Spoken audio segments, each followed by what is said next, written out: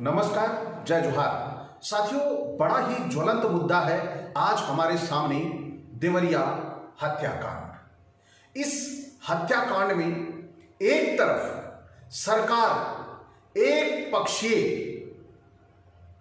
जो ध्रुवीकरण बना रखा है, वह बड़ा ही सोचने और समझने का विषय है कि सरकार का दायित्व होता है कि वह न्याय करे और वह अपने दायित्वों का निर्वाह निष्पक्ष रूप से करे।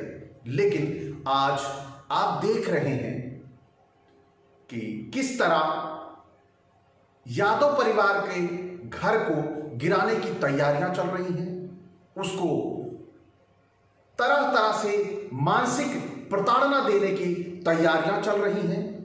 क्या हत्या प्रेम यादव की नहीं हुई? यदि हत्या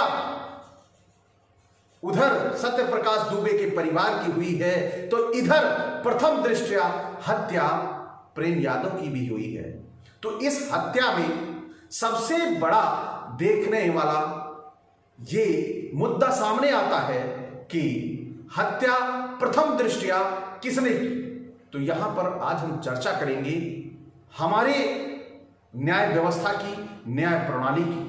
तो साथियों, जिस प्रकार से उत्तर प्रदेश सरकार भेदभाव और सौतेला रवैया अपना रही है, वह आपसे छिपा नहीं है। तो साथियों, आप सभी ने अभी देखा इस पूरे घटनाक्रम में किस प्रकार उनके घर पर नोटिस चस्पा की गई, किस प्रकार दो नोटिसों को छिपाया गया कि उन्हें पता ना चले और ये बुलडोजर ले जाकर वहां चला दें। लेकिन तारीफे काबिल है कि लोगों ने सतर्कता बरती और समय रहते उसकी जानकारी हो गई और उत्तर प्रदेश सरकार के मंसूबों को विफल कर दिया। तो अभी हाल ही में ही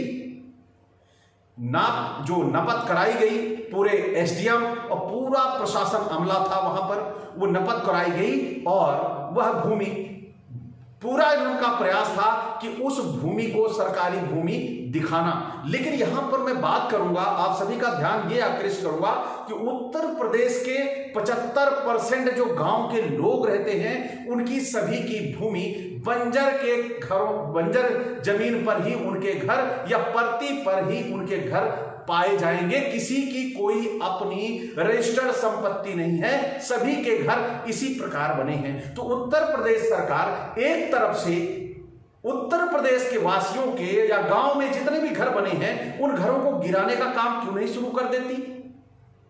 तो सरकार को भी पता चलेगा कि कैसे सरकारी जमीन पर कब्जा किए बैठे उन्हीं के लोग मिलेंगे।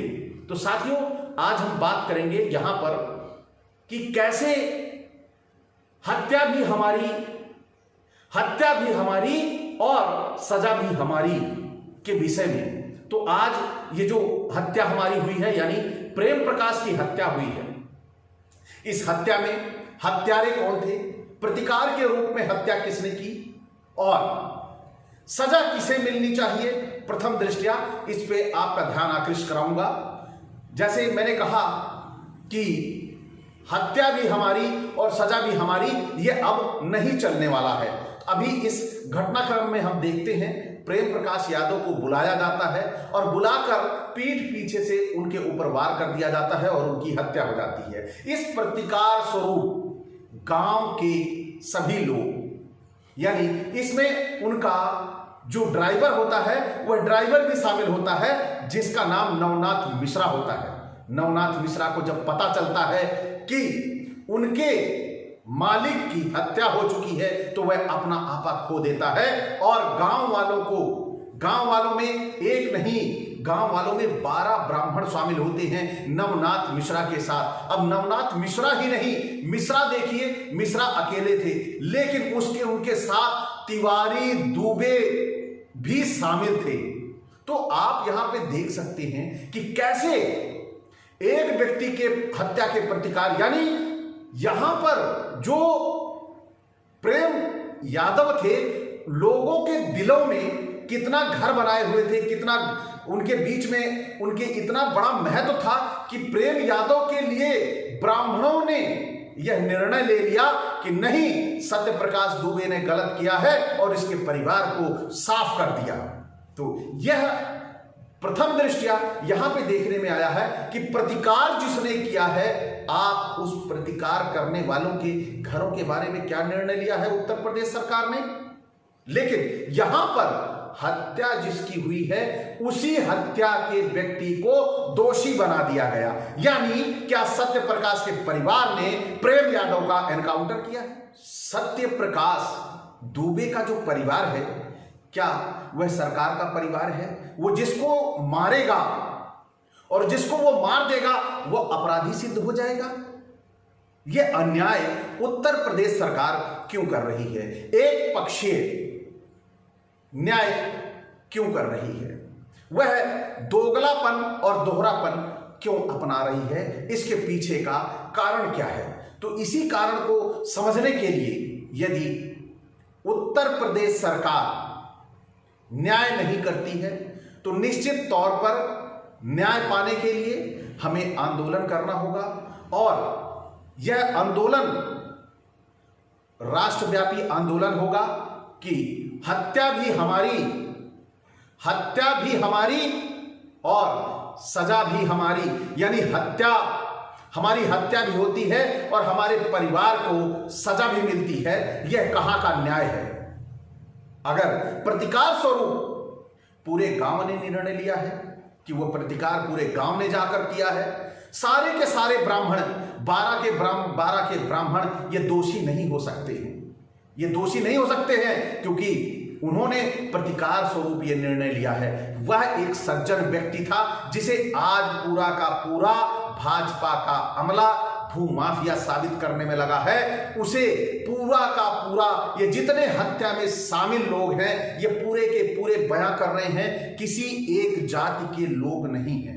अगर ये किसी एक जाति के लोग होते तो यहां पर प्रथम दृष्टया हम मान भी सकते थे, स्वीकार भी कर सकते थे कि नहीं हो सकता है यहां पर जातिवाद फैक्टर काम कर रहा था और सबने जाकर सत्य प्रकाश दुबे की हत्या कर दी। लेकिन साथियों, बड़ा महत्वपूर्ण बात यहां पर यह आती है कि देखिए कैसे नवनाथ मिश्रा के साथ पवन तिवारी, दिवाकर तिवारी, अमरनाथ तिवारी, बीरू दुबे, श्री राम दुबे और प्रभात दुबे, इसी तरह करके 12 नाम हैं। यानी दुबे को मारने में दुबे भी गए, लेकिन सरकार केवल एक्शन रही है किसके लिए?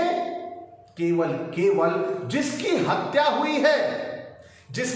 हुई है उसी को दोषी बनाने में उत्तर प्रदेश सरकार लगी हुई है। यह उत्तर प्रदेश सरकार का एक पक्षीय न्याय बर्दाश्त के काबिल नहीं है और इसके लिए जल्द ही ओबीसी महापंचायत बुलाई जाएगी और सरकार के इस मंसूबे को ध्वस्त किया जाएगा कि यदि आप जाति देखकर केवल सवर्णों को न्याय देंगे तो हम ओबीसी एससी मिलकर अपनी सरकार बनाएंगे और तुम्हें सरकार से नेस्तनाबूद करने का काम करेंगे 2024 में। यह ओबीसी एससी महापंचायत का निर्णय होगा।